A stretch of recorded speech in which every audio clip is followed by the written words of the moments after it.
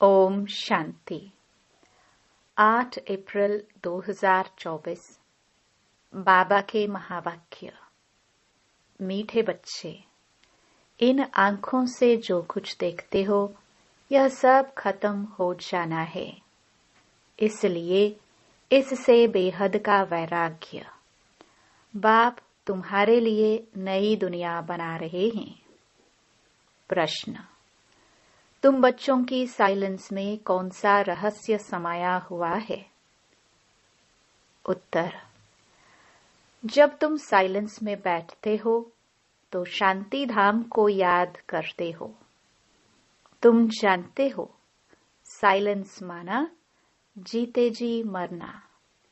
यहाँ बाप तुम्हें सतगुरु के रूप में साइलेंस रहना सिखलाते हैं। तुम साइलेंस में रह अपने विकर्मों को दग्ध करते हो। तुम्हें ज्ञान है कि अब घर जाना है।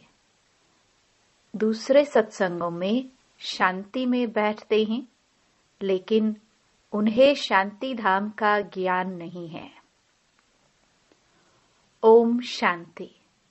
मीठे मीठे सिखिलदे रूहानी बच्चों प्रति शिव बाबा बोल रहे हैं। गीता में है श्री कृष्ण बोले, लेकिन है शिव बाबा बोले। श्री कृष्ण को बाबा नहीं कह सकते। भारतवासियों को मालूम है कि पिता दो होते हैं, लौकिक और पारलौकिक। पारलौकिक को परम पिता कहा जाता है, लौकिक को परम पिता कह नहीं सकते। तुमको कोई लौकिक पिता नहीं समझाते हैं। पारलौकिक बाप पारलौकिक बच्चों को समझाते हैं। पहले पहले तुम जाते हो शांति धाम, जिसको तुम मुक्ति धाम, निर्वाण धाम व वानप्रस्थ भी कहते हो। अब बाप कहते हैं, बच्चे अब जाना है शांति धाम। सिर्फ उनको ही कहा जाता है टावर ऑफ साइलेंस। यहाँ बैठे हुए पहले पहले शांति में बैठना है। कोई भी सत्संग में पहले पहले शांति में बैठते हैं, परंतु उन्हों को शांति धाम का ज्ञान नहीं है। बच्चे जानते हैं, हम आत्माओं को इस पुराने शरीर को छोड़ घर जाना है। कोई भी समय शरीर छूट जाए। इसलिए अब बाप जो पढ़ाते हैं वह अच्छी रीति पढ़ना है। वह सुप्रीम टीचर भी है, सद्गति दाता गुरु भी है। उनसे योग लगाना है। यह एक ही तीनों सर्विस करते हैं। ऐसे और कोई एक तीनों ही सर्विस नहीं कर सकते। यह एक बाप साइलेंस भी सिखलाते हैं। जीते जी मरने को साइलेंस कहा जाता है। तुम जानते हो, हमको अब शांति धाम घर में जाना है। जब तक पवित्र आत्माएं नहीं बनी है, तब तक वापस घर कोई जा ना सके। जाना तो सबको है, इसलिए पाप कर्मों की पिछाड़ी में सजाएं मिलती हैं, फिर पद भी भ्रष्ट हो जाता है। मानी और मोचरा भी खाना पड़ता है, क्योंकि माया से हारते हैं। बाप आते ही हैं माया पर जीत पहनाने, परंतु गफलत से बाप को याद नहीं करते। यहाँ तो एक बाप को ही याद करना है। भक्ति मार्ग में भी बहुत भटकते हैं। जिसको माथा टेकते उनको जानते नहीं।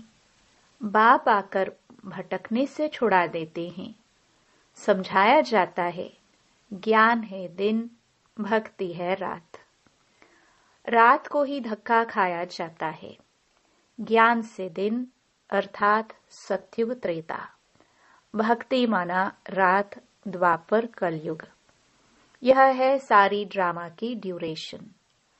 आधा समय दिन, आधा समय रात। प्रजापिता ब्रह्मा कुमार कुमारियों का दिन और रात, यह बेहद की बात है।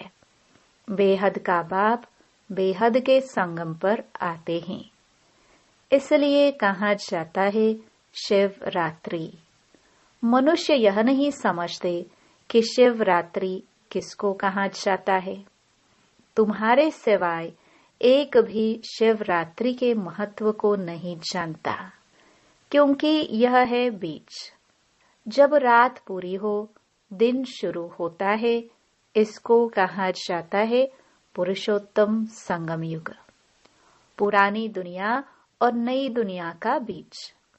बाप आते ही हैं पुरुषोत्तम संगम युगे युगे, ऐसे नहीं युगे युगे। सत्युग त्रेता का संगम, उसे भी संगम युग कह देते हैं। बाप कहते हैं यह भूल है। शिव बाबा कहते हैं मुझे याद करो तो पाप विनाश होंगे। इसको योग अग्नि कहा जाता है। तुम सब ब्राह्मण हो, योग सिखाते हो पवित्र होने लिए। वे ब्राह्मण लोग काम चिता पर चढ़ाते हैं। उन ब्राह्मणों और तुम ब्राह्मणों में रात दिन का फर्क है। वह है कुख वंशावली, तुम हो मुख वंशावली। हर एक बात अच्छी रीति समझने की है। यूं तो कोई भी आते हैं, उसको समझाया जाता है बेहद के बाप को याद करो तो विकर्म विनाश होंगे और बेहद के बाप का वर्षा मिलेगा। फिर जितना जितना दैवी गुण धारण करेंगे और कराएंगे, उतना ऊंच पद पाएंगे। बाप आते ही हैं पतितों को पावन बनाने, तो तुमको भी यह सर्विस करनी है। पतित तो सभी हैं, गुरु लोग किसको भी पावन कर न सके। पतित पावन नाम शिव बाबा का है, वह आते भी यहाँ है। जब सभी पूरे पतित बन जाते हैं ड्रामा के प्लान अनुसार, तब बाप आते हैं। पहले पहले तो बच्चों को अलफ समझाते हैं, मुझे याद करो। तुम कहते हो ना वह पतित पावन है। रूहानी बाप को कहा जाता है पतित पावन। कहते हैं हे भगवान अथवा हे बाबा, परंतु परिचय किसको भी नहीं। अभी तुम संगमयुग वासियों को परिचय मिला है, वह है नरकवासी। तुम नरकवासी नहीं हो। हाँ, अगर कोई हार खाते तो एकदम गिर पड़ते हैं कि कमाई चट हो जाती है। मूल बात है पतित से पावन होने की। यह है ही विशेष दुनिया, वह है वाइसलेस दुनिया, नई दुनिया जहां देवताएं राज्य करते हैं। अभी तुम बच्चों को मालूम पड़ा है, पहले पहले देवता ही सबसे जास्ती जन्म लेते हैं। उसमें भी जो पहले पहले सूर्यवंशी हैं, वह पहले आते हैं। 21 पीढ़ी वर्षा पाते हैं। कितना बेहद का वर्षा है, पवित्रता सुख शांति का। सत्युग को पूरा सुखधाम कहा जाता है। त्रेता है सेमी, क्योंकि 2 कला कम हो जाती हैं। कला कम होने से रोशनी कम होती जाती है।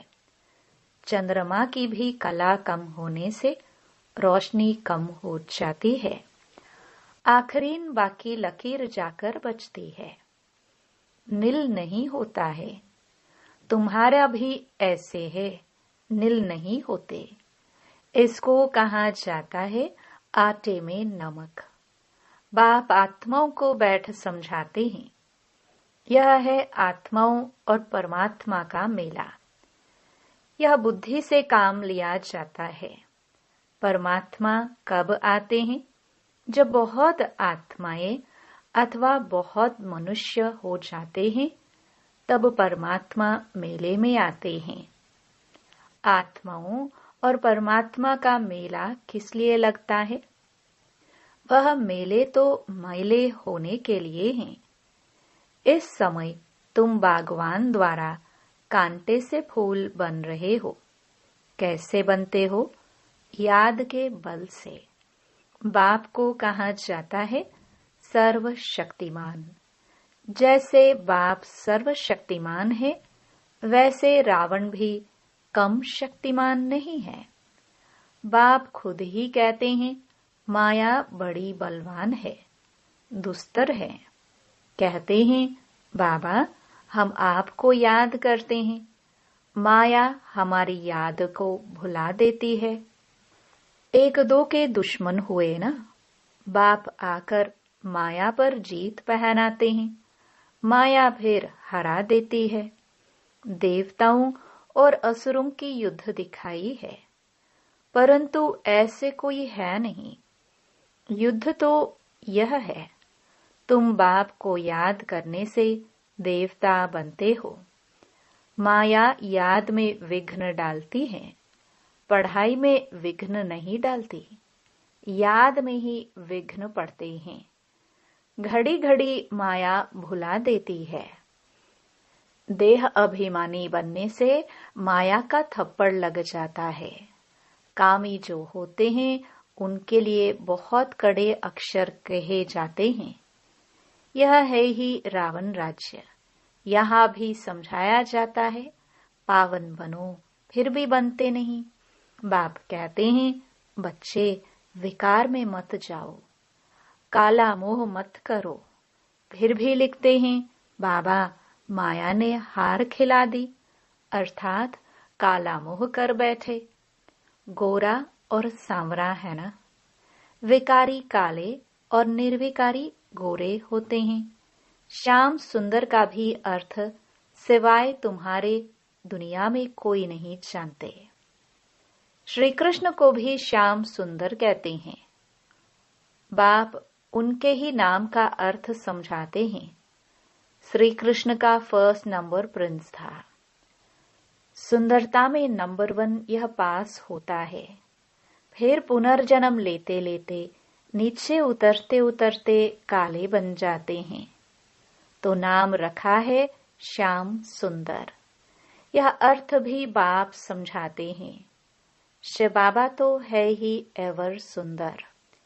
वह आकर तुम बच्चों को सुंदर बनाते हैं। पतित काले पावन सुंदर होते हैं। नेचुरल ब्यूटी रहती है। तुम बच्चे आए हो कि हम स्वर्ग का मालिक बने। गायन भी है शिव भगवानुवाच। माताएं स्वर्ग का द्वार खोलती हैं, इसलिए वंदे मातरम गाया जाता है। वंदे मातरम तो अंडरस्टूड पिता भी है। बाप आत्माओं की महिमा को बढ़ाते हैं। पहले लक्ष्मी, पीछे नारायण। यहाँ फिर पहले मिस्टर, पीछे मिसेस। ड्रामा का राज ऐसा बना हुआ है। बाप रचयिता पहले अपना परिचय देते हैं। एक है हद का लौकिक बाप, दूसरा है बेहद का पारलौकिक बाप। बेहद के बाप को याद करते हैं क्योंकि उनसे बेहद का वर्षा मिलता है। हद का वर्षा मिलते हुए भी बेहद के बाप को याद करते हैं। बाबा आप आएंगे तो हम और संग तोड़ एक आपसे ही जोड़ेंगे। यह किसने कहा? आत्मा ने। आत्मा ही इन ऑर्गन्स द्वारा पार्ट बजाती है। हर एक आत्मा जैसे जैसे कर्म करते ही ऐसे ऐसे जन्म लेती है। साहूकार गरीब बनते हैं, कर्म है ना। यह लक्ष्मी नारायण विश्व के मालिक हैं। इन्होंने क्या किया यह तो तुम जानते हो और तुम ही समझा सकते हो।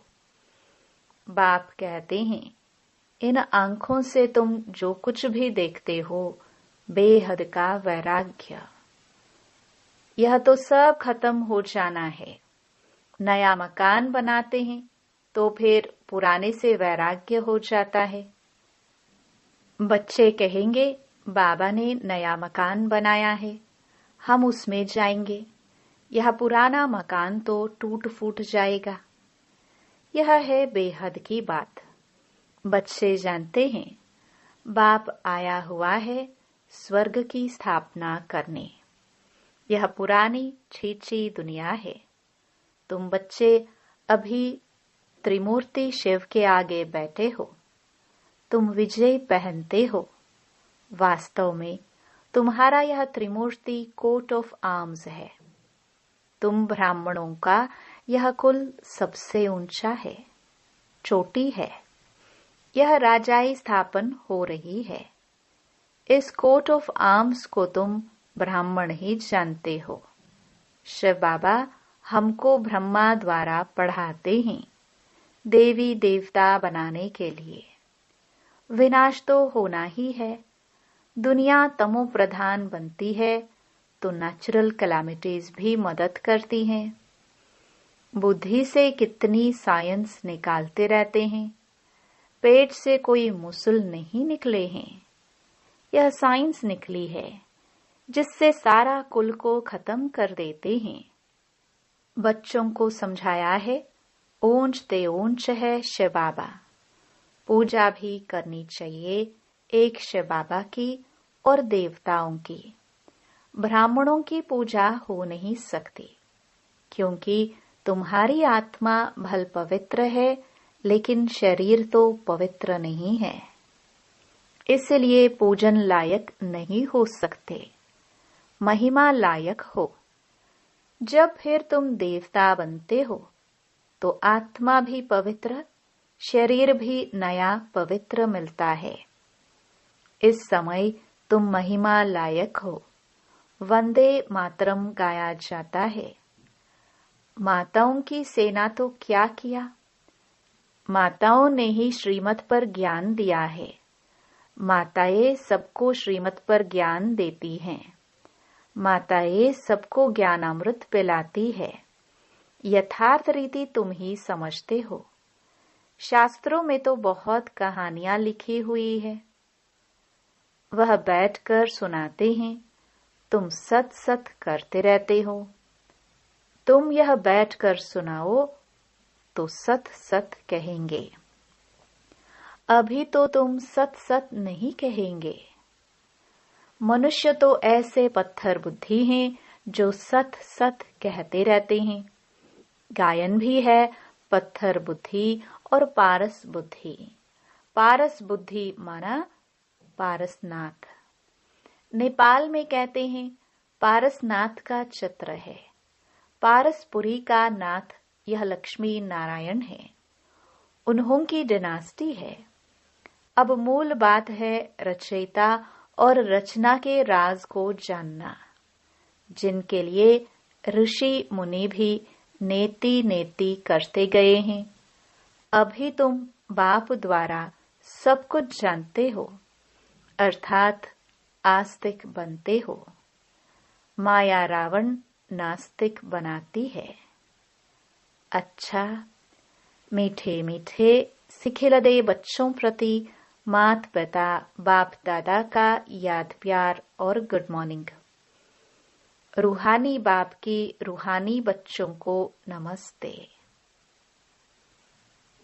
धारणा के लिए मुख्य सार।